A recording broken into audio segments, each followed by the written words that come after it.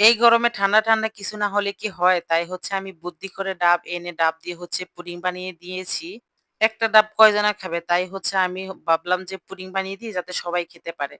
তো বাসার সবাই যে এত পছন্দ করবে আমি ভাবতেও পারিনি। আসলেই কিন্তু খুবই মজা হয়েছে। ভিডিওটি দেখলে আপনারা বুঝতে পারবেন কতটা লোভনীয় হয়েছে আর কতটা মজা হয়েছে। একদম সফট হয়েছে। বাসায় ছোট থেকে বড়রা সবাই খুব পছন্দ করেছে। আর ঠান্ডা, ঠান্ডা ফ্রিজ থেকে বের করে খেলে তো খুবই মজা লাগে। যে গরম পড়ছে, গরমের ভিতরে ১ টুকরা খেলে কিন্তু খুবই ভালো লাগে। আত্মাটা একটু শান্তি পায়। তো হচ্ছে আমি এভাবে কেটে, কেটে সবাইকে ১ টুকরা করে দিচ্ছি যে কেমন হয়েছে আমাকে রেজাল্ট জানাও।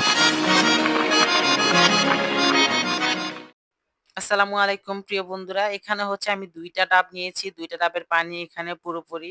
আমি কোন পানি ব্যবহার করিনি। ভিতরে যে হচ্ছে লেওয়াটা ছিল মানে নারিকেল হয়েছে যে ভিতরে ওইটাও আমি দিয়ে দিয়েছি সাথে। এখন হচ্ছে ১ কাপের মতো চিনি দিয়েছি। আপনারা হচ্ছে যেমন মিষ্টি খান, আপনাদের মিষ্টির পরিমাণ বুঝে একটু চিনিটা দিয়ে দিবেন। তো হচ্ছে এখন আমি ভালোভাবে নাড়াচাড়া করে একদম মিশিয়ে নিচ্ছি যাতে একটু জালটা পেয়ে একটু ঘন হয়। আর আমি হচ্ছে দিয়ে দিয়েছি আগার, আগার পাউডার দিয়ে একটু হচ্ছে আমি কিছুক্ষণ জাল করে নিয়েছি। তো হচ্ছে যখন একটু এটা হচ্ছে আমি একটা বাটিতে ডেকে নিয়েছি, একটু ঠান্ডা হতে দিয়েছি। ঠান্ডা হলে আমি ঢাকনা দিয়ে ডেকে ফ্রিজে রেখে দিব। ৩-৪ ঘন্টা ফ্রিজে রেখে যখন আমি বের করেছি, বের করে দেখি না খুব সুন্দর জমাট বাঁধছে। এর জন্য হচ্ছে আমি পরে খুলে দেখেছি। এটা দেখি খুব সুন্দরভাবে সেট হয়ে আছে। এখন হচ্ছে আমি কেটে সবাইকে পরিবেশন করে নিব।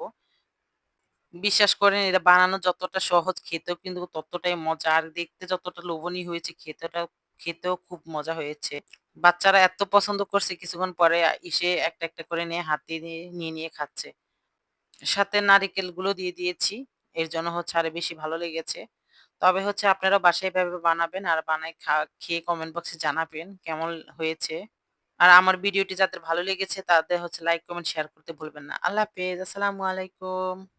ধন্যবাদ সবাইকে।